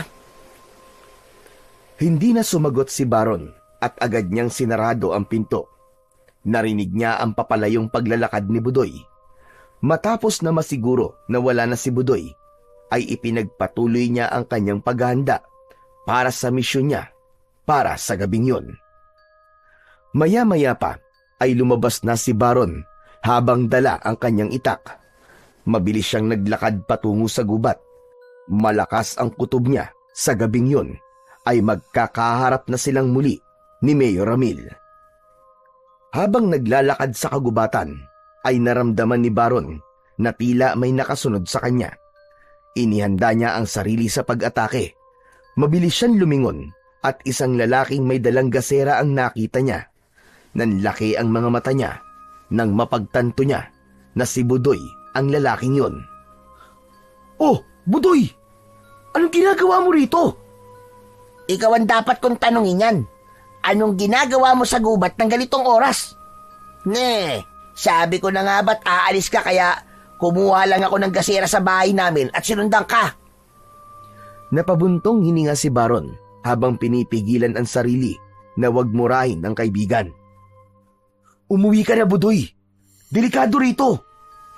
Hindi ako uuwi hanggat hindi mo sinasabi sa akin kung anong ginagawa mo sa gubat ng ganitong oras. Napailing si Baron sa paraan ng pagtitig ni Budoy sa kanya ay ramdam niyang hindi ito aalis nang hindi niya sinasagot ang tanong nito. Alam niyang wala ng ibang paraan kundi sabihin na niya ang totoo. Ang kulit talaga ng taong to. Sige na nga. Kaya ako nandito dahil hinahanap ko ang aswang. Ha? Ano sabi mo? Bingi ka ba? Kailangan kong patayin ang aswang na yun para matigil ng patayan dito sa San Vicente. Si Mayor Ramil. Siya ang aswang, Budoy. Siya ang naghahasik ng lagim sa lugar natin. Nanlaki ang mga mata ni Budoy. Mahina itong tumawa, sabay iling. Bangag ka ba, tol? Imposibleng si Mayor Ramil ang aswang. Abay, ang bait-bait niya kaya. May aswang bang palaging tumulong sa mga mahihirap? Budoy, huwag kang bulag. Pagpapanggap lang niya lahat ng yun.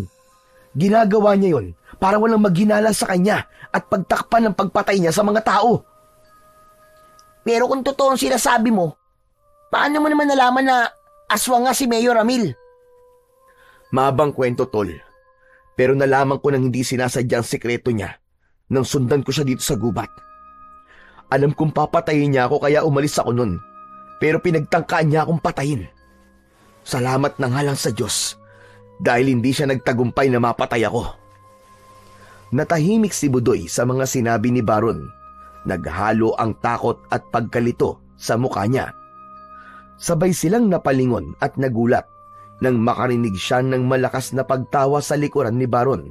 Nang lumingon siya, ay nakita niya si Mayor Ramil na nakatayo ilang di pa lamang ang layo sa kanila. Tama nga ang hinala ko. Ikaw nga nakita ko kanina sa plaza. Akala ko ay namalikmata lamang ako. Tignan mo nga naman at buhay ka pa rin. Matapos mong tumalon sa bangin na yon, Baron. Hindi ako inayaang mamatay ng Diyos dahil ako ang tatapos sa kasamaan mo, Mayor! Diyos, sa tingin mo ba ay kaya ka pang iligtas ng Diyos mo ngayong gabi? Mabilis ang sumunod na pangyayari. Sa isang iglap ay nagbago ang anyo ni Mayor Ramil at bigla na lang itong naging aswang. Isang galit na pag-angil ang pinakawalan nito habang nanlilisik ang mga matang nakatingin kina Baron. Malakas na napasigaw si Budoy. Napaatras ito at tila hindi na nito kinaya ang nakikita kaya bigla itong natumba at nawalan ng malay. Mabuti na lamang at hindi natumba ang gaserang hawak nito kundi ay baka nagkaroon pa ng sunog sa gubat na yon. Nang sandaling yon ay hinubad na ni Baron ang kanyang pang-itaas na damit at nilantad kay Mayor Ramil ang mga tato sa kanyang katawan. Agad na umatake si Mayor Ramil kay Baron. Nakaumang ang matatalas nitong kuko na handang bumaon sa laman ni Baron. Ngunit hindi umatras si Baron at sa halip ay mahigpit niyang hinawakan ng mutya ng pusit na nakasabit sa kanyang leeg. Isang malamig na hangin ang bumalot sa kanyang katawan. Sa isip niya ay inutusan niyang mabuhay ang ahas. Mula sa kanyang braso ay nagsimulang gumalaw ang ahas niyang tato. Isang napakalaking espiritu ng ahas ang lumabas mula sa kanyang braso. At bago pa tuluyang makalapit ang aswang kay Baron, ay pumulupot na sa kanya ang ahas na nagsilbing kalasag niya. Nang kalmutin ng aswang si Baron, ay sa katawan ng ahas yung tumama at nagulat ang aswang dahil naramdaman ito ang isang malakas na puwersang pumuprotekta kay Baron. Bago pa man makakilos muli ang aswang, ay ubod lakas na hinampas ito ng buntot ng ahas. Matapos yun, ay bumalik na ang espiritu ng ahas sa balat ni Baron. Tumilapon sa ere si Mayor Ramil bago bumagsak na pasadsad sa lupa. Habang tumatayo ito, ay bakas sa mukha nito ang labis na pagkalito.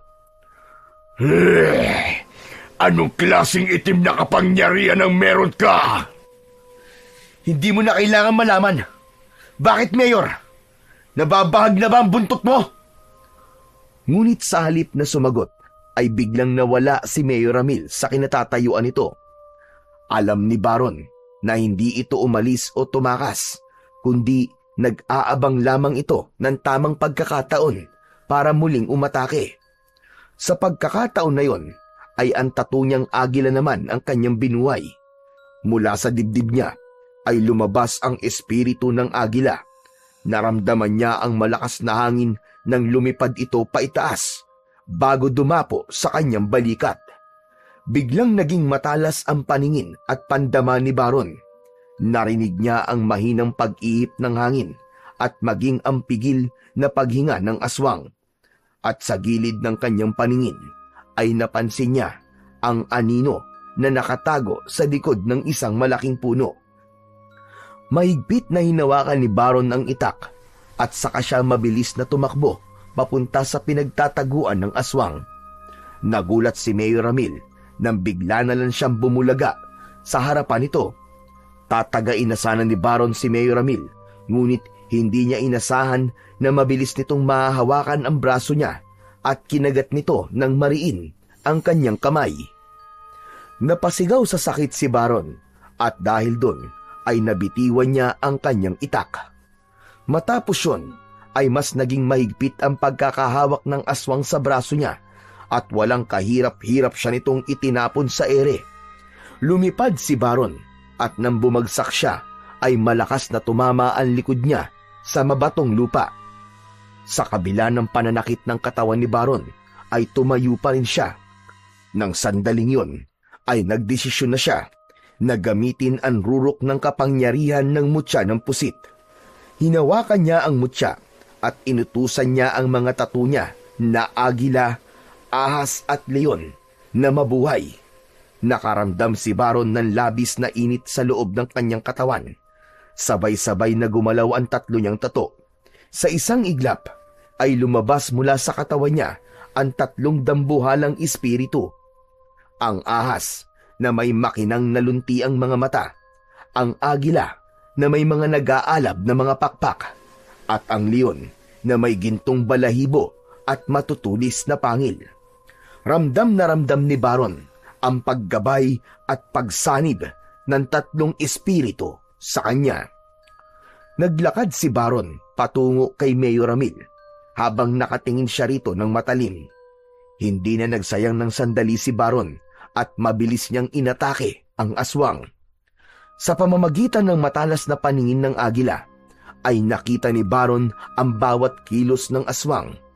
Gamit naman ang liksi ng ahas, ay nagawa niyang iwasan ang lahat ng pag-ataking pinakawalan nito. Sumugod si Mayor Ramil at muling sinubukang sunggaban si Baron.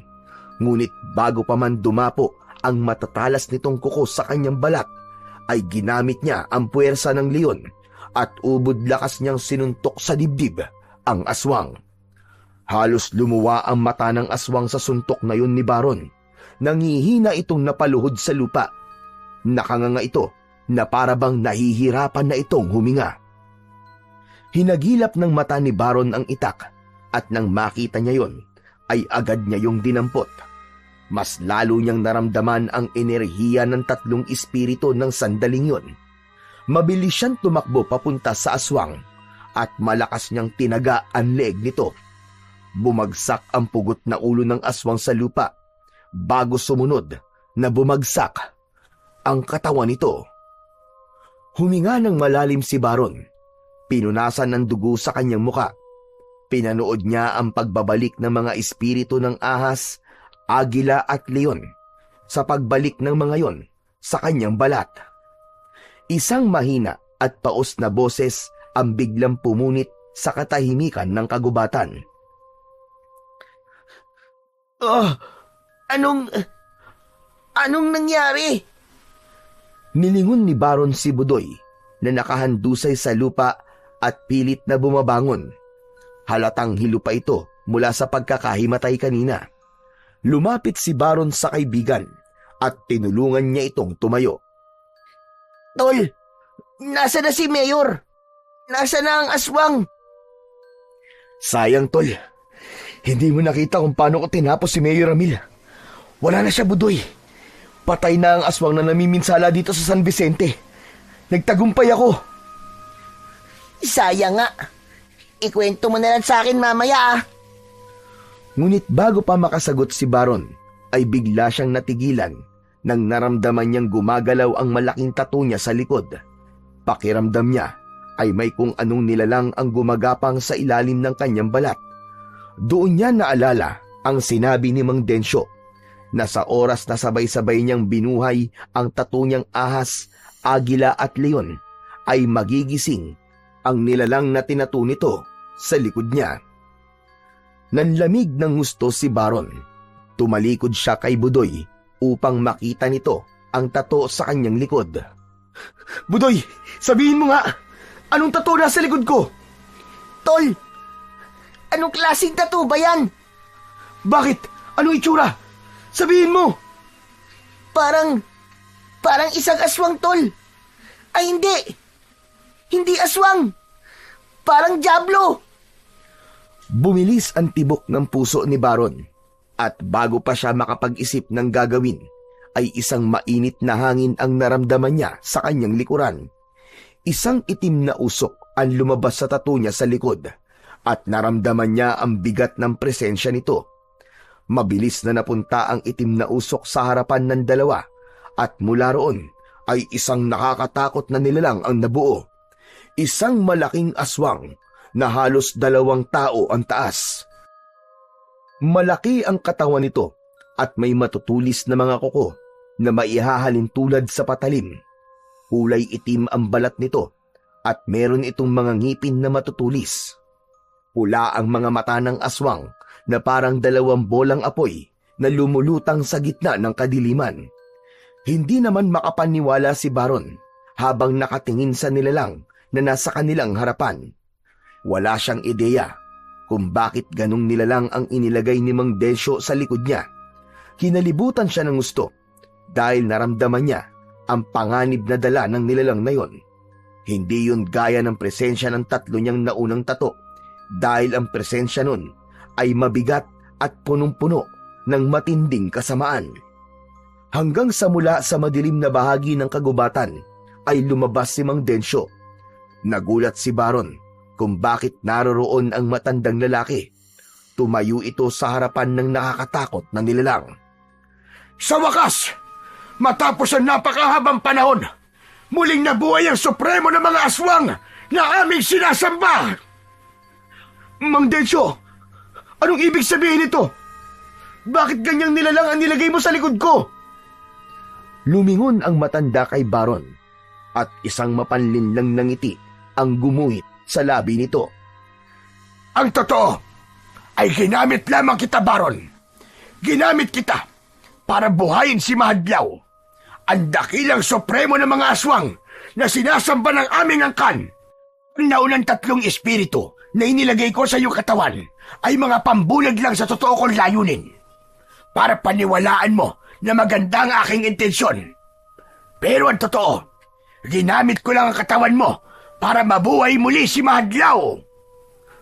Hayop kang matanda ka! Dahil sa ginawa mo, ay mas malaking panganib ang dinala mo hindi lang dito sa San Vicente, kundi sa iba pang lugar. Hindi ko akalain na nagawa mo kung lukuhin. Wala kang pinagkaiba kay Mayor, dahil parehas kayong mga manlilinlang! Mga halimaw kayo! Wala akong pakialam sa nararamdaman mo. Matagal ko nang inaasam ang pagbabalik ng aming Panginoon! Muling humarap si Mang Densyo kay Mahadlaw at naglakad ito papalapit sa makapangyarihang aswang. Lumuhod ito sa harapan ni Mahadlaw at idinipa ang mga kamay. Mahadlaw! Aking dakilang supremo! Dapat mo kong pasalamatan dahil ako ang gumawa ng paraan upang ikaw ay muling mabuhay! Unti-unting tumingin ang mapupulang mata ni Mahadlaw kay Mang Densyo at sa hindi inaasahang pangyayari ay biglang sinakmal ni Mahadlaw ang buong ulo ng matandang lalaki. Malakas nitong hiniklas ang ulo ni Mang Densyo at nang bumagsak ang katawan ng matanda sa lupa ay wala na itong ulo. Tila sarap naman na kinain ni Mahadlaw ang ulo ni Mang Densyo. Napaurong si Baron at Budoy sa labis na pagkasindak. Hindi sila makapagsalita matapos makita ang madugong eksena sa kanilang harapan. Maraang bumaling ang tingin ni Mahadlaw kina Baron at Budoy. Naramdaman ni Baron ang labis na gutom ng aswang dahil siguro sa matagal nitong pagkakahimlay. Matapos yon ay mabilis na sumugod si Mahadlaw kina Baron. Ang unang inalala ni Baron ay si Budoy dahil alam niya na wala itong laban at proteksyon sa aswang na yon. Budoy! Tumakbo ka na! Tumakas ka na! Bilisan mo! Agad namang tumalima si Budoy at nakita niya na nagtago ito sa likod ng isang puno imbis na umalis. Wala nang oras si Baron para paalisin pa ang kaibigan, kaya hinawakan niya ng maigpit ang mutya ng pusit at inutusan niyang mabuhay ng magkakasabay ang 3 tato.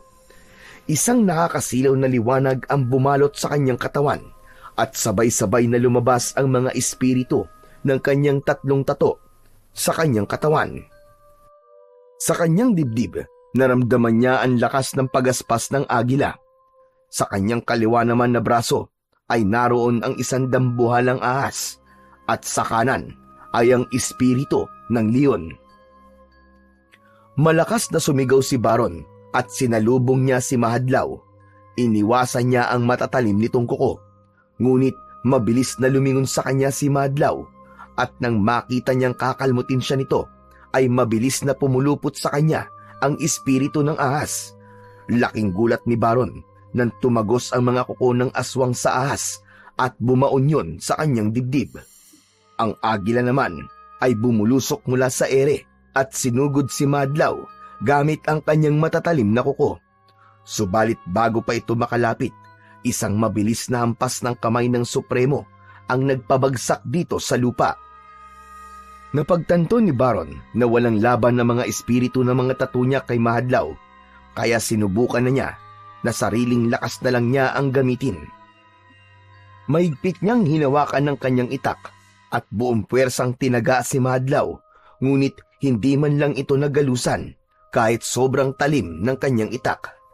Muling umatake si Baron, ngunit sinalubong siya ng malakas na suntok ni Mahadlaw at tinamaan siya sa muka. Tumilapon siya sa ere, sabay bagsak ng malakas sa lupa.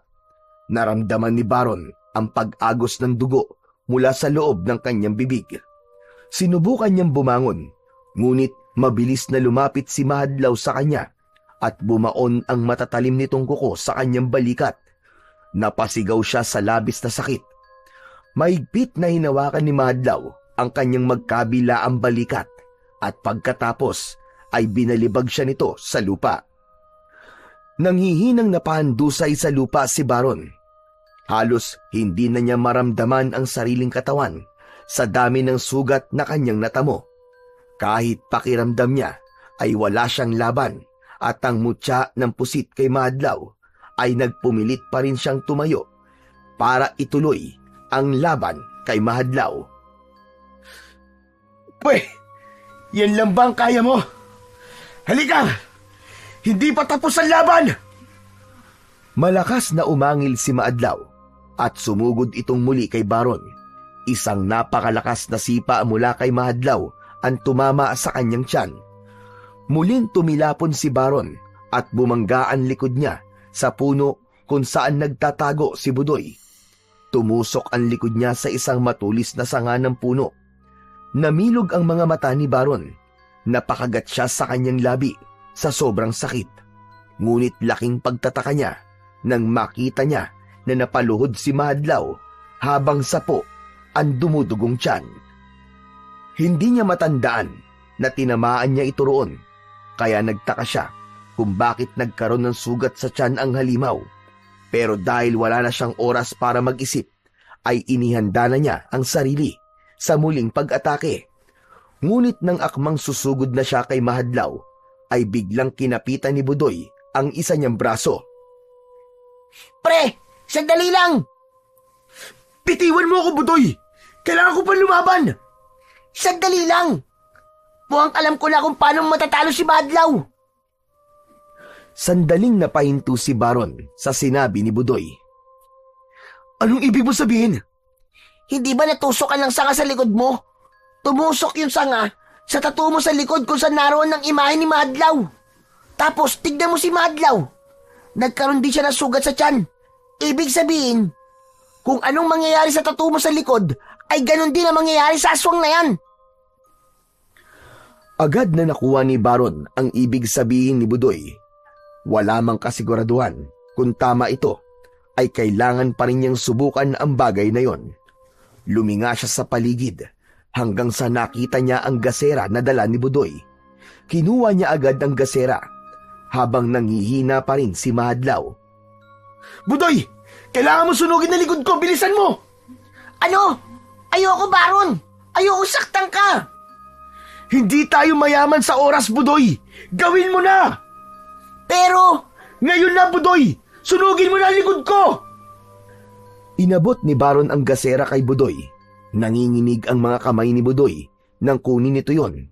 Tumalikod siya kay Budoy at ibinuhos nito ang kerosene mula sa gasera sa likod ni Baron. Handa ka na ba? Huwag ka na magtanong! Gawin mo na! Matapos yon ay narinig ni Baron ang pagkiskis ni Budoy sa baon nitong posporo hanggang sa itinapon na nito ang may sinding palito ng posporo sa likod niya. Malakas na napasigaw si Baron nang mabilis na nilamon ng apoy ang kanyang likod. Halos mangisay siya sa sakit. dahil parang pinupunit ang kanyang balat at laman. Hindi na niya nakayanan ng sakit, kaya't napadapa siya sa lupa. Sa kabila ng lahat ng sakit, ay nagtiis siya. Hindi makapaniwala sina Baron at Budoy nang makita nila na biglang nagliyab din ang buong katawan ni Mahadlaw, kasabay ng pagkasunog ng tattoo ni Baron sa kanyang likod. Napatakbo kung saan-saan si Mahadlaw habang malakas na sumisigaw, hanggang sa natumba ito at nagpagulong-gulong pa sa lupa. Pilit nitong inapula ang apoy sa katawan nito, pero hindi ito nagtagumpay. Hindi nagtagal ay huminto na sa pagwawala si Mahadlaw. Patuloy pa rin ang apoy sa paglamon sa halimaw na tila hindi yun mawawala hanggat hindi ito nagiging abo. Nang masiguro na nilang patay na si Mahadlaw, ay gumulong sa lupa si Baron, habang si Budoy naman ay agad na hinubad ang suot na damit at paulit-ulit yung hinampas sa nasusunog na likod ni Baron. Hindi nagtagal ay tuluyan ng naapula ang apoy sa kanyang likod. Nanghihinang napahiga sa lupa si Baron habang nakatingin siya sa kalangitan. Bumigat ang talukap ng kanyang mga mata hanggang sa tuluyan na siyang nawalan ng ulirat. Nang bumalik ang malay ni Baron, ay nakahiga siya sa isang kama at agad niyang napagtanto na nasa ospital siya. Agad siyang nagpasalamat sa Diyos dahil buhay na naman siya. Nagulat siya nang bigla niyang nakita si Budoy sa tabi niya.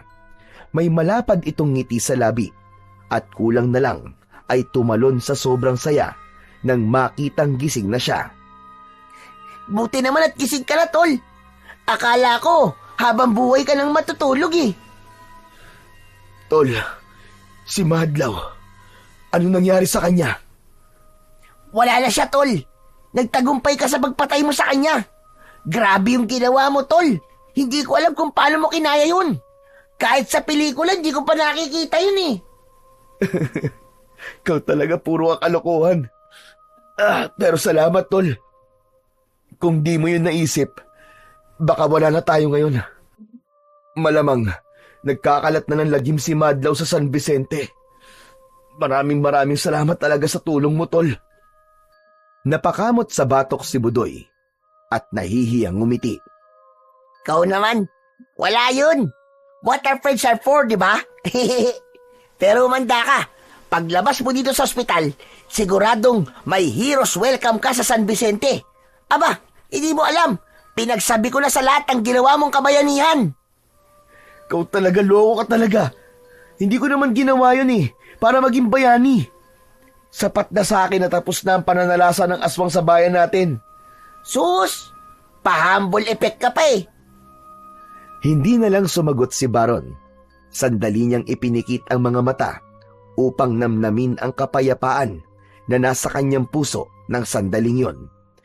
Hindi siya makapaniwala na 2 aswang ang nagawa niyang paslangin sa loob lamang ng isang gabi. Hinawakan niya ang mutya ng pusit na nasa leeg niya at isang taus-pusong pasasalamat ang ibinulong niya. Paglabas ni Baron mula sa ospital, ay mainit ang naging pagsalubong ng mga taga San Vicente sa kanya. Hindi niya napigilan ang maluha dahil naramdaman niya ang taus-pusong pasasalamat ng lahat ng tao sa kanya sa pagtapos niya sa masalimuot na kabanata ng kanilang bayan. Sa kanyang pagbabalik sa San Vicente, ay tuluyan niya nang tinanggap ang katotohanan na siya na talaga ang nagmamay-ari ng mutya ng pusit at kasama na roon ang responsibilidad na kaakibat ng mutya. Sa kabila ng sakit, pagdurusa at sakripisyong dinadanas niya, ay natagpuan niya ang tunay na kabuluhan ng kanyang buhay. At yun ay ang protektahan ang bayan na kanyang minamahal.